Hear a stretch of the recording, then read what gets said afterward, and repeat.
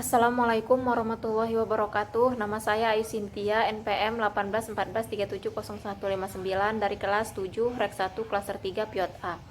Di sini saya ingin mempresentasikan hasil kerja saya yang berjudul Upaya Hukum Terhadap Pelanggaran Implementasi Internet of Things di bidang pelayanan kesehatan menurut ketentuan perlindungan data pribadi. Yang pertama, pengertian IoT di bidang kesehatan. Implementasi IoT dalam kehidupan sehari-hari telah nampak terutama dalam bidang pelayanan kesehatan.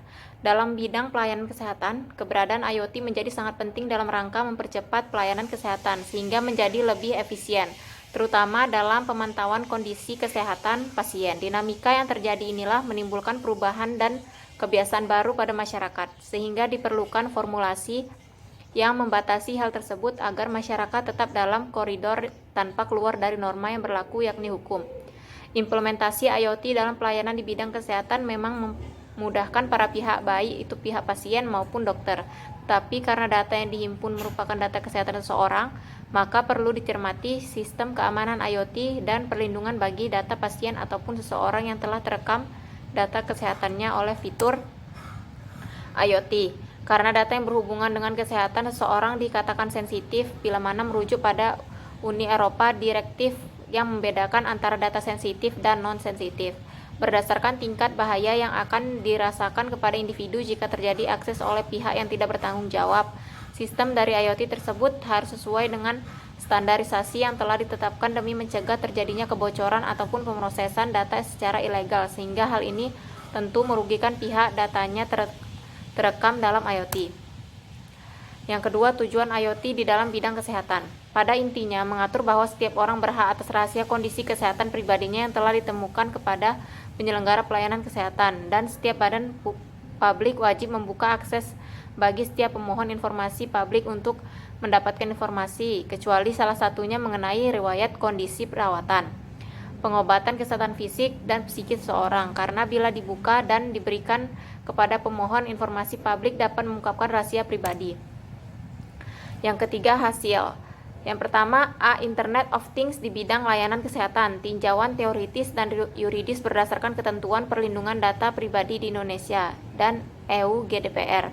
Sensor dalam IoT dapat mengumpulkan informasi yang bahkan lebih sensitif, seperti langkah-langkah yang diambil, kualitas tidur, suhu kulit, pola pernapasan, data detak jantung hanya untuk beberapa nama, karena perangkat ini mengandung sensor pengukuran multisegi yang rumit seperti giroskop dan akselerometer. Bahkan informasi yang lebih sensitif dapat diambil dari kombinasi output data mentah melalui sensor fusion. Sebagai contoh, para peneliti telah menemukan bahwa keadaan emosi atau mental dapat diturunkan dari data tersebut. Data tersebut bahkan dapat digunakan untuk memprediksi perilaku dan menyimpulkan kebiasaan pribadi. Dalam General Data Protection Regulation atau GDPR, semua data pribadi didefinisikan sebagai setiap informasi yang berkaitan dengan orang yang diidentifikasi atau dapat diidentifikasi harus dikumpulkan sesuai dengan pasal 5 GDPR, yang berarti data harus 1. Dikumpulkan untuk tujuan yang ditentukan, sah, dan eksplisit, dan tidak diproses dengan cara yang tidak sesuai dengannya.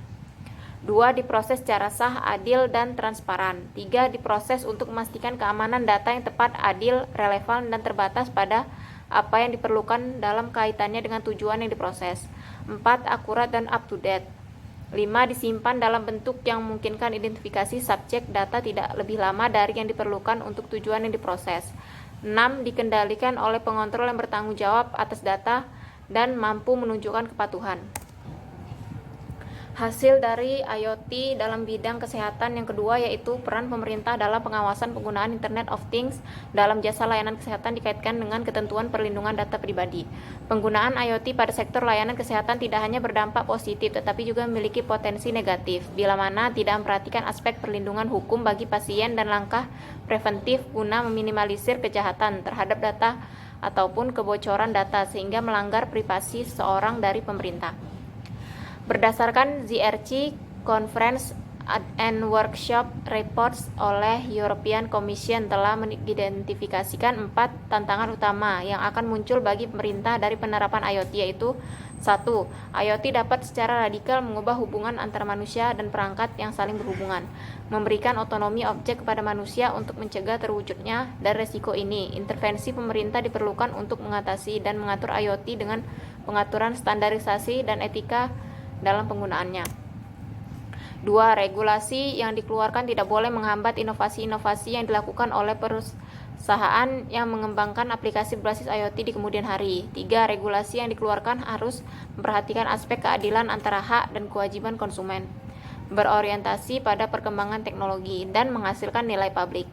Jangan sampai adanya regulasi tersebut menghambat bisnis atau layanan berbasis IoT dari perusahaan ataupun institusi yang berdampak pada perekonomian. Yang terakhir itu kesimpulan. Yang pertama, upaya hukum yang dilakukan yaitu melihat terlebih dahulu perjanjian antara controller dengan prosesor yang tertuang dalam data processing kontrak yang telah disepakati untuk mengetahui kedudukan dan tanggung jawab masing-masing pihak dalam perjanjian tersebut, sehingga gugatan perbuatan melawan hukum dari pasal 1365 KUHP ataupun tuntutan pidana UU Praktik Kedokteran tidak menjadi salah sasaran dan tepat dalam mencari keadilan bagi pasien sebagai konsumen jasa layanan kesehatan. Yang kedua, pengawasan oleh pemerintah dalam hal ini yang membidangi teknologi informasi dan komunikasi adalah Kementerian Komunikasi dan Informatika.